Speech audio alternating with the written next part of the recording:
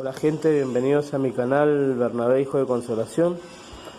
Buenos días, depende en el horario que estén viendo este video. Buenos días, buenas tardes, buenas noches. Hoy vamos a estar haciendo un video que yo tenía como pendiente de subirlo, y vamos a hablar sobre el esclavo fiel y prudente, el esclavo fiel y discreto de los testigos de Jehová. El esclavo fiel y discreto, esos 8 gringos que están en Estados Unidos, que los testigos de Jehová dicen que son las personas ungidas que ha dejado Dios en este sistema de cosas, como dicen ellos, en este tiempo, para que le dé el alimento a su debido tiempo. Nosotros como cristianos sabemos que esto no es así, y quiero dejar más una enseñanza bíblica, todo basado en la Biblia, de lo que quiso decir Jesús en la parábola, y quiero dejarles una pregunta a los testigos de Jehová al finalizar. Y vamos a finalizar con un texto que va a derribar toda esta doctrina satánica de los testigos de Jehová. Vamos a ver bien quién es el esclavo fiel y discreto. La pregunta que me hago yo es cómo Dios va a dejar una organización de 8 tipos, de 8 personas en Warwick que están ahora, para que le den el alimento a su debido tiempo. Sabemos que esto no es así. O sea, literalmente ellos están diciendo que si no somos testigos de Jehová no vamos a ser salvos, porque se creen que son la única organización del mundo para darles el alimento a los siervos. Pero vamos a empezar con el pasaje en cuestión, que se encuentra en Mateo 24, del 45 al 51. Y esto viene ya desde el 24, cuando dice la venida del Hijo del Hombre. Acá está anunciando la venida del Hijo del Hombre, del Hijo de Dios. Pero vamos a leer acá que dice del Mateo 24, del 45 al 51. ¿Quién es, pues, el siervo fiel y prudente, a cual puso su Señor sobre su casa para que le dé el alimento a tiempo? Ahí Jesús está haciendo una pregunta, y eso es muy importante, ya lo vamos a analizar en un ratito. Dice: bienaventurado aquel siervo al cual cuando su Señor venga le halle haciendo así. Bien. Después, el 47 al 51, ahí termina, lo vamos a leer después, pero a esa es de acá se agarran los testigos de Jehová que dicen: ¿quién pues es el siervo fiel y prudente?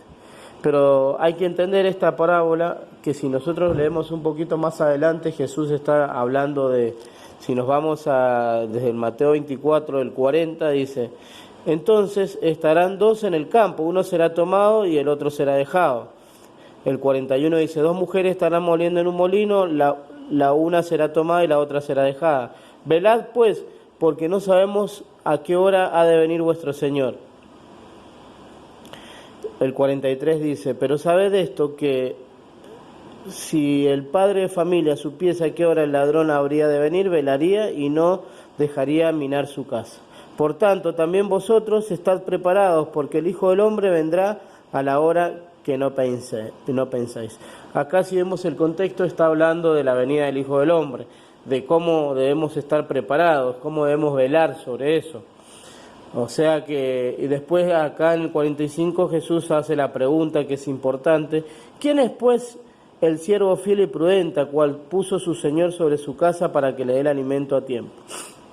Acá vemos que esta pregunta es muy importante, pero vamos a ver primero, y nosotros tenemos que entender que la esencia de todo cristiano es ser un siervo de Dios. Eso lo entendemos. La esencia de todo cristiano es ser un buen siervo de Dios, obediente a Dios. Acá no solo se refiere a los pastores, sino a los pastores o a la gente que está en el ministerio de la iglesia, a la gente que está a cargo, no la gente que ocupa un cargo, sino sabemos que toda la esencia de un buen cristiano es ser un buen siervo de Dios. Y acá Jesús, vamos a ver que le está hablando a a los discípulos. Pero vamos a entender que esta parábola tiene finalidad para los discípulos, pero también Jesús está dando a entender que aplica a todo el pueblo de Dios. Y vamos a ver la definición en el diccionario, acá lo busqué por internet, sobre la palabra siervo. Porque la parábola esta dice, ¿quién es pues el siervo fiel y prudente? Entonces, ¿qué quiere decir siervo en la definición bíblica? Dice, si vamos acá a la definición de siervo, dice, el término de latinus servus se convirtió en castellano, en siervo. El concepto se emplea de acuerdo al diccionario de la Real Academia Española para nombrar al esclavo que se encuentra al servicio de un señor. O sea, todas las personas que se encuentran al servicio de un señor, y nosotros como cristianos, como siervos, nos encontramos al servicio de nuestro Señor Jesucristo. Todas las personas que creemos en Jesús, no solamente alguien en específico. Después si vemos el siervo de Dios, después dice, ¿qué significa ser un siervo de Dios? Y dice, el siervo de Dios, en latín servare, tener que guardar, conservar, es aquel individuo que se somete a Dios y guarda sus estatutos. Aquí claramente estamos viendo que la parábola esta está dando a entender que son las personas que guardan los conceptos bíblicos, como lo debemos esperar, porque acá dice es guardar y conservar, estar preparados. Esa es la definición de qué es un siervo de Dios. Bueno, entonces tenemos que tener en cuenta que la esencia de todo cristiano, es ser un siervo de Dios. Y vamos a ir para no hacer muy largo el video, vamos a tratar de explicar que esta parábola que Jesús está explicando tiene un contexto con la parábola de las 10 vírgenes y con la parábola de los talentos. Porque si nosotros leemos en Mateo 24:48, si vamos a Mateo 24:48, que lo tenemos por acá, dice: pero si aquel siervo malo dijere en su corazón, mi Señor no tarda en venir, después nos vamos a Mateo 25:5, acá estamos hablando, tiene dos contextos esta parábola, del esclavo fiel y prudente, que es la que le acabo de leer, Mateo 24:48, pues si aquel siervo malo dijere en su corazón, mi Señor tarda en venir, después nos vamos a la parábola de las 10 vírgenes que dice Mateo 25:5. Y tardándose el esposo, cabecearon todas y se durmieron. Fíjense que acá tiene, digamos, un contexto similar, o sea, está paralelamente a la parábola de las 10 vírgenes, esta parábola del esclavo fiel y discreto, la parábola del siervo fiel y prudente. Después si leemos Mateo 24:50, después vamos a leer Mateo 24:50, vendrá el Señor de aquel siervo en día que éste no espera, si a la hora que no sabe. Vendrá el Señor de aquel siervo en día que éste no espera y a la hora que no sabe.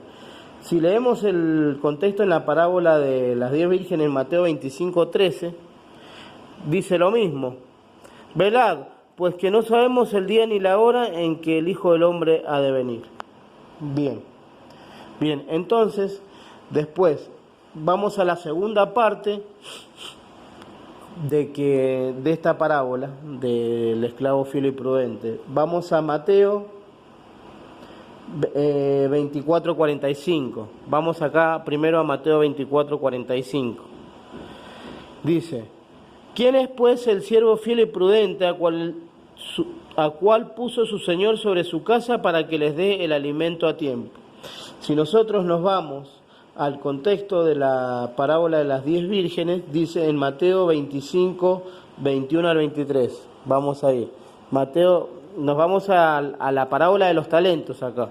Mateo 25 del 21 al 23. Y dice, entonces acá nos vamos a dar cuenta cómo esta parábola del esclavo fiel y prudente está muy muy encaminada y es lo mismo que nos quiere enseñar acá en las parábolas de las 10 vírgenes y la parábola de los talentos.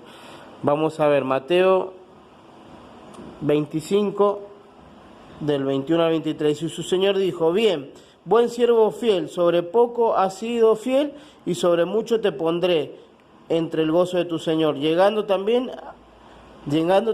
el que había de recibir los 2 talentos, dijo: Señor, 2 talentos me entregaste, aquí tienes, has ganado otros 2 talentos. Su señor le dijo: bien, buen siervo fiel, y sobre poco has sido fiel, y sobre mucho te pondré. Acá vemos la esencia de la parábola, que es lo mismo que nos está diciendo acá. Están, unidas las parábolas del esclavo fiel y prudente con la de los talentos. Nos habla de lo mismo. Pero para terminar acá, quedaron bien expuestas acá que la parábola del esclavo fiel y prudente quiere decir lo mismo que la parábola de los talentos y la parábola de las 10 vírgenes. Entonces, ahora yo quiero hacer una pregunta acá. Nos vamos a ir a Lucas 12, 41, cuando Pedro le hace una pregunta a Jesús, y es muy importante esto, y le dice, en Lucas 12, 41 y 42, que acá vamos a ver lo mismo, que acá habla del siervo infiel. Entonces Pedro le dijo: Señor, dices esta parábola. Ahí vemos que es una parábola, no deja de ser una parábola. Entonces Pedro le dijo: Señor, ¿dices esta parábola a nosotros o también a todos?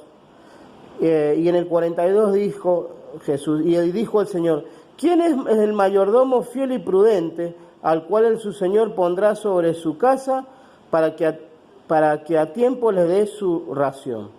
Acá está hablando más o menos de lo mismo Jesús, y fijemos un punto acá, que Jesús no le contesta a Pedro, no le contesta porque les dice Pedro. Entonces Pedro le dijo: Señor, ¿dices esta parábola a nosotros o también a todos? Porque acá Jesús está dejando una enseñanza primeramente a los discípulos y segundo a todo el pueblo de Dios, que somos siervos de Dios. A todo dimos la palabra, la definición de siervo. Entonces Jesús acá no le contesta y Jesús le contesta con una pregunta. Y sabemos que esto es una pregunta retórica. Ya vamos a ver la definición de lo que es una pregunta retórica. Y lo tenemos acá, lo tenía acá. Vamos a ver qué es lo que es una pregunta retórica. Vamos a leerlo acá de Google. Dice, fíjense, definición de pregunta retórica. Hay preguntas, sin embargo, que se realizan sin esperar una respuesta. Se trata de las denominadas preguntas retóricas, que incluso pueden no contar con un destinatario específico. Estas interrogaciones pueden considerarse como una figura literaria o un recurso expresivo. Claramente acá después vemos cuál es la definición de la pregunta retórica. Dice acá,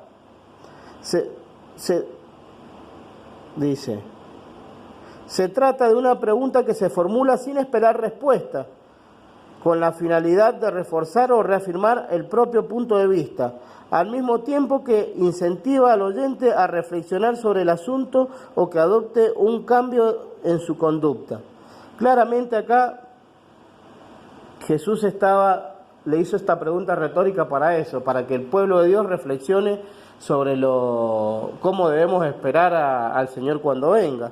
Y acá vamos a ver qué quiere decir la palabra retórica. Fíjense, la palabra retórica es una disciplina que proporciona las herramientas y técnicas para expresarse de la mejor manera posible, de modo que tanto el lenguaje como el discurso sean lo suficientemente eficaces para deleitar, persuadir o conmover. Claramente acá Jesús, si volvemos a Mateo 24:45, vamos a volver a Mateo 24:45, que acá dice Jesús: ¿quién es pues el siervo fiel y prudente al cual puso su Señor sobre su casa para que le dé el alimento a tiempo? Acá Jesús hace una pregunta retórica. Y los testigos de Jehová, esa pregunta retórica, que Jesús no da respuesta, sino es una pregunta, porque Jesús no está diciendo acá, no está afirmando acá que va a dejar un grupo de personas, ni siquiera se lo está diciendo a los discípulos, porque Pedro, fíjese en el que les leí recién de Lucas 12, 42, 41, cuando Pedro le pregunta, ¿dices esto para nosotros o lo dices para todos? Que le dice Pedro. Jesús no le contesta. Entonces, o sea, ni siquiera le contesta a los discípulos que solo para ellos, porque si no Jesús le hubiera dicho, sí, es solo para ustedes. Sin embargo, como hace la pregunta retórica, aplica para todos. O sea que claramente los testigos de Jehová de ninguna manera pueden agarrar este pasaje de la Biblia, esta parábola, para decir que ellos son la organización y que ellos son el esclavo fiel y prudente que le dan su ración a su debido tiempo a los pobres testigos de Jehová que tienen incautos, esos que andan por las calles, que andan predicando un evangelio diferente. Jamás Jesús iba a dejar a 8 personas para que le dé el alimento a su debido tiempo. Y Jesús hace una pregunta acá. ¿Quién es el mayordomo fiel y prudente? Dice, ¿quién es el mayordomo fiel y prudente al cual puso su Señor sobre su casa para que les dé el alimento a tiempo? Fíjense que acá Jesús hace una pregunta, no hace una afirmación. Si nosotros terminamos de leer, dice en el 46, bienaventurado aquel siervo a cual cuando su Señor venga le haya haciendo así.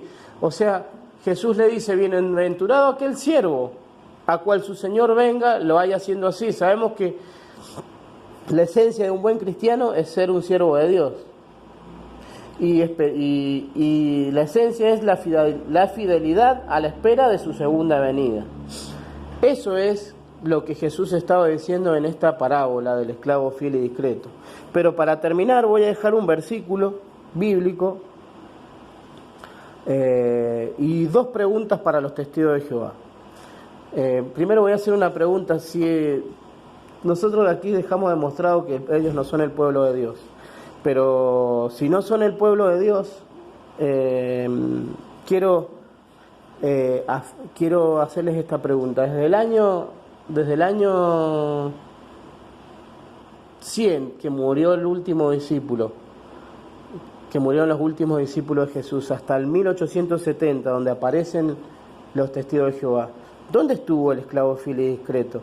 Porque si ellos dicen que el esclavo fiel y discreto lo sacan desde acá de la palabra del Señor, ¿dónde estuvo en ese periodo de años de 1800 años aproximadamente? ¿Dónde estuvo el esclavo fiel y discreto en ese periodo de tiempo? Porque Dios no va a dejar 1800 años para los cristianos sin su organización en la tierra, entre comillas, como dicen los testigos de Jehová, que ellos vienen desde el Nuevo Testamento, donde Jesús dice en Mateo 24, 45 al 48, el esclavo fiel y discreto. La pregunta que les hago, ¿dónde estuvo el esclavo fiel y discreto según su interpretación entre el año 100 y el año 1870 más o menos, donde aparecen los testigos de Jehová? ¿No hubo organización de los testigos de Jehová ahí? Esa es la pregunta que le hago, si me la pueden contestar. A ver, ¿dónde estuvo el esclavo fiel y discreto en esos años? Porque el esclavo fiel y discreto aparece, creería yo, del 1870 en adelante, donde Russell, el pastor que viene de la religión adventista, creó los testigos de Jehová. Antes no había esclavo fiel y discreto. ¿Cómo? ¿Dios no va a dejar antes un esclavo fiel y discreto? Esa es la pregunta que le hago. ¿Dónde estuvieron los testigos de Jehová antes? El esclavo fiel y discreto, más que nada, ¿dónde estuvo? Y después, para terminar, les voy a leer un pasaje que se encuentra en Hebreos 1, de que Dios no necesita ninguna organización para que les dé el alimento a su debido tiempo. Sí necesita de siervos de Dios que lleven su palabra, nada más, que lleven su palabra y se la transmitan, como Él dejó la gran comisión para que vayan y hagan discípulos. Pero acá en Hebreos dice, Hebreos 1, Dios de muchas veces y de varias maneras habló a nuestros antepasados en otras épocas por medio de los profetas. Antes Dios nos hablaba por medio de los profetas, porque no estaba la iglesia. En estos días finales nos ha hablado por medio de su Hijo. A este lo designó heredero de todo y por medio de él hizo el universo. Entonces acá Jesús en los postreros días nos había hablado por los profetas. En estos días nos ha hablado por su Hijo. Y su Hijo fundó una iglesia y fue la iglesia de Jesucristo. Fue la iglesia que fundó Cristo. Y a través de los cristianos nos dijo, vayan y hagan discípulos. O sea, acá no aparece ningún cuerpo gobernante. Entonces en los postreros días nos ha hablado por el Hijo. Y en los postreros días nos había hablado por los profetas. Y en estos días nos ha hablado por el Hijo. Y Jesús dejó en su palabra plasmado todo lo que nosotros debemos saber sobre su palabra. Entonces no necesitamos de ninguna persona, no necesitamos de 8 personas, ni de una organización que nos dé el alimento a nuestro debido tiempo. Y les vuelvo a hacer la pregunta a los testigos de Jehová. ¿Dónde estuvieron en desde el año 100 en adelante hasta el 1870 que aparecen los testigos de Jehová? ¿En qué parte estuvo el esclavo fiel y prudente? ¿Dónde estuvo? Esa es la pregunta que les dejo. Quiero anunciarles que este estudio lo tengo grabado en un video callejero que hice con un par de testigos y que próximamente lo voy a subir. Lo tengo que descargar y lo voy a subir para ver esta misma enseñanza, pero exponiéndosela a los testigos de Jehová. Lo tengo el video, así que en estos días lo subiré para que estén atentos. Muchas gracias y suscríbanse al canal porque vamos a seguir derribando las doctrinas de los testigos de Jehová y llevando el Evangelio del Señor Jesucristo. Muchas gracias.